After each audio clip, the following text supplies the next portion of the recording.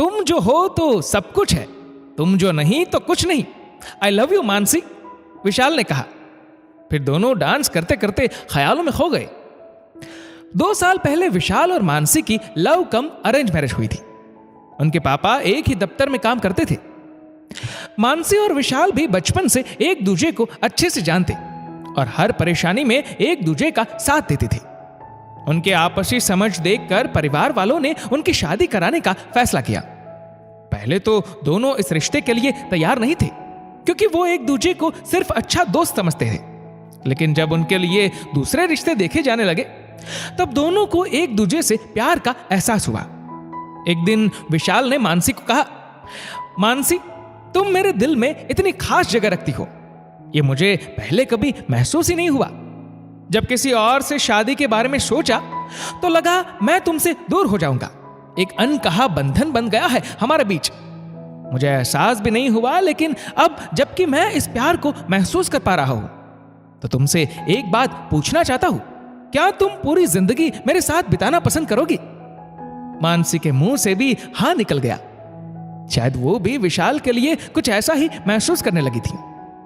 दोनों के घर वालों ने खुशी खुशी उनकी शादी करवा दी। शादी के बाद कुछ दिन बहुत अच्छा रहा, लेकिन कुछ ऑफिस की परेशानी तो कुछ जिम्मेदारी का एहसास, सब मिलकर ऐसा हुआ कि विशाल अब मानसी पर बात बात पर गुस्सा करने लगा। मानसी को बहुत चुप था, लेकिन फिर भी वह इन छोटी छोटी बातों को अपने रिश्ते के बीच में लाकर कोई तनाव पैदा नहीं करना चाहती थी। कई बार विशाल चिल्ला देता, सब सामान इधर उधर क्यों फैला है? पूरा दिन घर में करती क्या हो? दोनों के बीच झगड़े और दूरियां बढ़ने लगी। मानसी उदास और चुप रहने लगी। अपने मन की बातें वो डायरी में लिख लेती। धीरे धीरे विशाल को मानसी की चुप्पी और उदासी खलने लगी। फिर एक दिन उसने ऑफिस से मानसी को फोन किया, आज शाम को तुम तैयार रहना, हम बाहर डिनर पर चलेंगे। नहीं विशाल, मेरा आज बाहर जाने का बिल्कुल भी मूड नहीं है, कहकर मानसी ने फोन काट दिया। विशाल को बहुत बुरा लगा। घर आते ही मानसी के ऊपर चिल्लाने लगा, लेकिन मानसी चुपचाप उसकी बातें सुनती रही। फिर धीरे से कहा, विशाल, तुम भी तो अपने मूड के हिसाब से ही मुझसे बात करते हो। मेरा मन क्या कर रहा है इस बारे में पिछले कुछ समय से तुमने सोचना बिल्कुल बंद कर दिया है। यह सुनकर विशाल को महसूस हुआ कि मुझे क्या हो गया है।